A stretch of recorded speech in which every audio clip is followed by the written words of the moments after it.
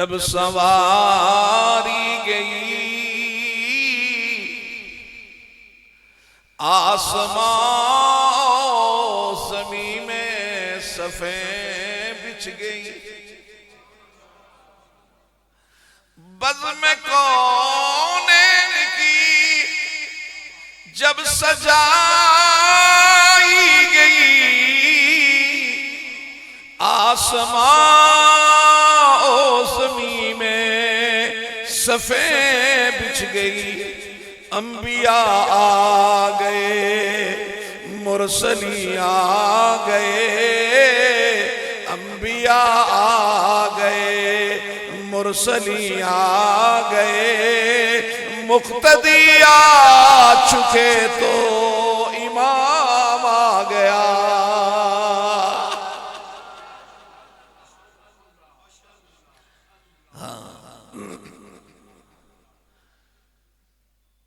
अब रजब का महीना है ना, तो मेराज का महीना है, वो तो मौजू नहीं है। सिर्फ पढ़े लिखे लोग मौजूद हो यहाँ, दिलचस्पी। असल मजमा होता है, मजमे की तवज्जो हो ना तो अंदर से बटन खुलने शुरू हो जाते हैं, और तवज्जो ना होना तो जड़े खुले ने भी बंद हुई। तो कमर साहब इस मोहब्बत से जब सुनते हैं तो फिर वो ये सवाल ये पैदा होता है कि अल्लाह ने इसरा जो है मस्जिद हराम से मस्जिद अक्सा तक करवाया, फिर मस्जिद अक्सा से आसमानों पर ले गए। सवाल ये बनता है कि मस्जिद हराम से सीधे आसमान पर क्यों नहीं ले गए? सवाल बनता है कि नहीं बनता? भाई करानी तो मेराज थी ना, करानी मेराज थी तो लिहाजा मस्जिद हराम से सीधे ले जाते आसमान पर। यहां से मस्जिद अक्सा तक ले गए, फिर वहां से ऊपर ले गए, क्यों? अगर अंबिया मस्जिद अक्सा में आकर इमाम के पीछे नमाज पढ़ सकते हैं तो मस्जिद हरामी में तो पढ़ सकते हैं, वहां से सवाब ज्यादा है। तो इसका जवाब यह है कि सफर इसरा, ये सफर इसको इसरा कहते हैं, मेराज आगे वाला सफर इसरा जो है ये मुकद्दमा है सफर मेराज का, कि एक अनहोनी बात कुरान कहने लगा है, लिहाजा सबसे पहले मुकद्दमा पेश किया। मुकद्दमा पेश करने के बाद ये बताया कि अगर मुकद्दमे को मान लोगे तो बाकी को भी मानना पड़ेगा। अगर यहां से उठा के ले जाते तो मक्का का मुशरिक कहता कि हमें तो पता ही नहीं किधर ले गए, कहाँ गए, लेकिन यहां से जब अक्सा ले गए, शाम ले गए, तो उनको पता था कि मस्जिद अक्सा यूं है, यूं उसकी निशानियां हैं। तो जब रात के छोटे से हिस्से में मस्जिद हराम से महीने का सफर चंद सेकंडों में मेरे रब ने करवाया, तो फिर मानना पड़ेगा कि अर्श आजम पे भी मेरा रब ले गया। तो लिहाजा फरमाया सुबहान, वो जात जो हर ऐब से पाक। व बिहम्दिही, यहां वाओ आतिफा है या वाओ हालिया है, तो अहले इल्म ने कहा ये वाओ हालिया है। क्या मतलब? कि जब मैं अल्लाह की तस्बीह कर रहा हूं उसी वक्त उसी लम्हे मैं उसकी तारीफ भी कर रहा हूं।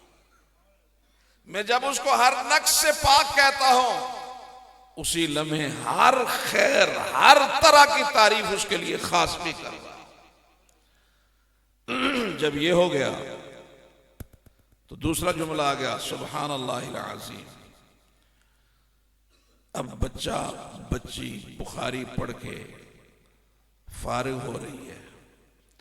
इस हदीस के अंदर जहां अज़कार की फजीलत अपनी जगह पर, वहां पर एक बहुत दकीक सी बात है, बहुत दकीक। वो ये कि सुबहान अल्लाह व बिहम्दिही, इसमें मेरे रब के जमाल का जिक्र है। सुभान अल्लाह व बिहम्दिही, इसमें मेरे रब के जमाल का जिक्र है। सुभान अल्लाहिल अज़ीम, इसमें मेरे रब के जलाल का जिक्र है। बैक वक्त आपने क्या किया? उसके जमाल का भी तज़किरा किया और उसके जमाल का भी तज़किरा किया, उसके जमाल का भी तज़किरा किया, उसके जलाल का भी तज़किरा किया। और याद रखो, जब जलाल और जमाल किसी जात में इकट्ठे हो जाएं, जब जलाल और जमाल किसी जात में इकट्ठे हो जाएं, तो उनके साथ जो ताल्लुक बनता है, उस ताल्लुक का नाम खशियत हुआ करता है। उसका नाम खशियत हुआ करता है। एक डर दरिंदे का है, एक डर दरिंदे का है, और एक डर वालिद का है। पहले जमाने में होता था, आज तो नहीं है ना। आज तो सोशल मीडिया ने माशाल्लाह हमारे नौजवान को बोल्ड बना दिया है ना। और ये बाप के सामने आंखों में आंखें डालकर तन कर बात करता है। आए हाय, बेटी मां के सामने तन कर बात करती है, और जब कहा जाए तो कहते हैं ये इजहारे आजादी राय है। नहीं मेरे बच्चों, मेरे बहुत प्यारे बच्चों, नहीं नहीं। मैं एक तालिब इल्म होने की हैसियत से जिंदगी सारी पढ़ने पढ़ाने में ही लगाई है। अगर आप कुछ बनना चाहते हो, बेटियों बेटों, मैं आपको बताता हूं, कुछ बनना चाहते हो, मां बाप को नाराज करके कुछ नहीं बन सकते, कुछ नहीं बन सकते। इनको फालतू चीज ना समझो, बल्कि अहलुल्लाह ने, अहले इल्म ने फरमाया कि एक तरफ 70 औलिया बैठकर तुम्हारे लिए खैर और बरकत की दुआ करें, और एक तरफ तुम्हारे मां बाप बैठकर दुआ करें, तो इनकी दुआ ज्यादा कबूल मेरा रब करेगा। इसलिए कि जिस तरफ से ये मांगेंगे, इस तरफ से कोई नहीं मांगेगा।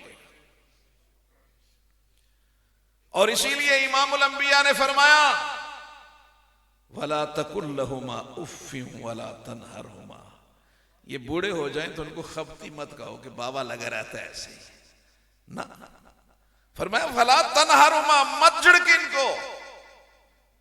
झिड़कना तो दूर की बात, अगर कोई बात कहे तो उफ भी ना कहो। और इससे भी बढ़कर बहुत कीमती बात कहने लगा हूं। मेरे रब ने फरमाया कि अगर कोई चाहता है कि मेरा उसके साथ क्या ताल्लुक है, मेरा उसके साथ क्या रिश्ता है, मैं उसके साथ किस तरह हूं, तो उसे किसी बड़े आलिम के पास, उसे किसी बड़े फकीर के पास जाकर तहकीक करने की जरूरत नहीं है। वो घर में अपने बूढ़े बाप के चेहरे को देख लिया करे।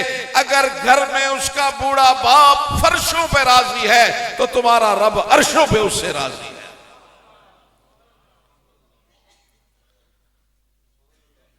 तो हम इनको नाराज करके तो हम ये समझें कि हमारी दुनिया और आखिरत बन जाएगी।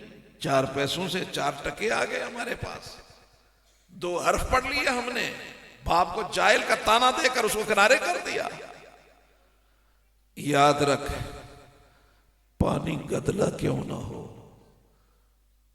पानी गदला क्यों ना हो, आग फिर भी बुझा देता है। बाप गुनहगार कितना क्यों ना हो, नाराज हो तो औलाद को मिटा देता है। हाँ, याद रखो, याद रखना ये। और ये उस वक्त तक पता नहीं चलेगा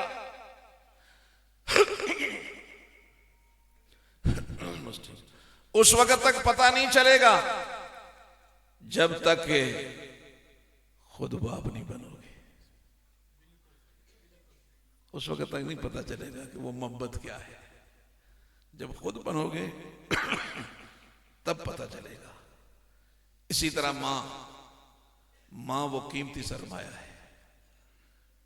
हमारे यहाँ बाद लोगों ने कहा कि जी उलमाए कराम जहां भी बात करते हैं तो माँ की फजीलत बयान करते हैं, बाप बेचारे का जिक्र ही कोई नहीं करता।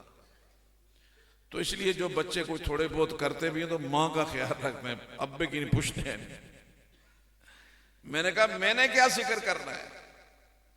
अल्लाह के महबूब ने फरमाया हाँ हाँ माँ के कदमों के नीचे जन्नत जरूर है, लेकिन उस जन्नत का मेन गेट बाप है। उसका मेन गेट बाप है।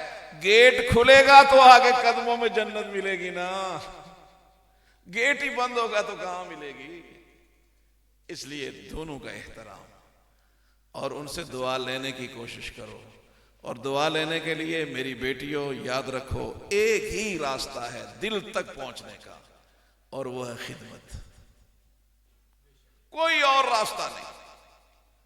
अगर आप किसी सोसाइटी में अपने आप को मनवाना चाहते हो, जबर से कोई नहीं मानता, तकब्बुर से कोई नहीं मानता। जितने नरम बनकर, जितनी खिदमत के साथ अपने अजीजों की, भाई बहन, जवान मैं आपको कहूंगा, जितनी सोसाइटी में आप खादिम बनकर रहोगे, मेरा रब आपको मखदूम यकीनी बनाएगा। तो लिहाजा फरमाया सुभान अल्लाह व बिहम्दिही सुभान अल्लाहिल अज़ीम। पहला जुमला जमाल, दूसरा जुमला जलाल, दोनों मिलते हैं तो खशियत सामने आती है। तो रब फरमाता है इन्नमा यख्शल्लाह मिन इबादिहिल उलमा, कि अल्लाह से हकीकी मानों में डरने वाले तो उलमा ही होते हैं। तो लिहाजा आखिरी हदीस जिक्र की और फिर साथ आखिरी बात जिक्र कर दी। अल्लाह वहदहू ला शरीक हमारे इस इदारे को खूब बरकतें अता फरमाए और आपकी मोहब्बतों को तादेर कायम और दायम रखे। सेहत और गला, बुरी हालत, इसके बावजूद अल्लाह रब्बुल इज़्ज़त ने आपकी मोहब्बतों से चंद बातें करवा दी। अल्लाह उन्हें कबूल फरमाए। मैं मुसलसल इस अरसे में सफ़र, उसने जो है ना वो अरबी का भी है और अंग्रेज़ी दोनों सफ़र शुरू है। अल्लाह आसानी वाला मामला करे। आप सब के आने को कबूल फरमाए। आपकी मोहब्बतों का, मवद्दतों का बहुत शुक्रगुजार हूँ। मौलाना ज़ाहिद साहब को उनकी कोशिशों पर, काविशों पर, उनकी भरपूर मेहनतों पर मैं उनको और उनके तमाम रफ़क़ा को खराज तहसीन पेश करते हुए दुआगो हूँ। अल्लाह इस इदारे को खूब तरक्की अता फरमाए। हमारे बहुत सारे उलमा कश्मीर से तशरीफ़ लाए, मौलाना इत्तफ़ाक़ साहब, नईम साहब, अल्लाह इन सब के आने को कबूल फरमाए और अल्लाह रब्बुल इज़्ज़त हमारे सुनने सुनाने को कबूल फरमाए। मैं अपनी बच्चियों को भी इजाज़त हदीस देता हूँ, इसलिए कि मेरी जो सनद है वो यकीनी तौर पर जहाँ पढ़ा इन्होंने उससे यकीनी तौर पर आली होगी, क्योंकि मैंने ये हदीस बुखारी शरीफ अपने वालिद गिरामी हज़रत मौलाना मोहम्मद यूसुफ़ ख़ान साहब से पढ़ी और उन्होंने ये बुखारी शरीफ शेखुल अरब वल अजम सैयद हुसैन अहमद मदनी रहमहुल्लाह ताला से पढ़ी। तो लिहाजा आगे सनद फिर सारी एक ही है। तो मैं उनको भी और जितने उलमा यहाँ तशरीफ़ फरमा हैं सबको हदीस, क्योंकि उन्होंने भी समात की है, सबको इजाज़त हदीस भी देता हूँ। अल्लाह रब्बुल इज़्ज़त कबूल मंजूर फरमाए। व आखिर दावाना अल्हम्दुलिल्लाहि रब्बिल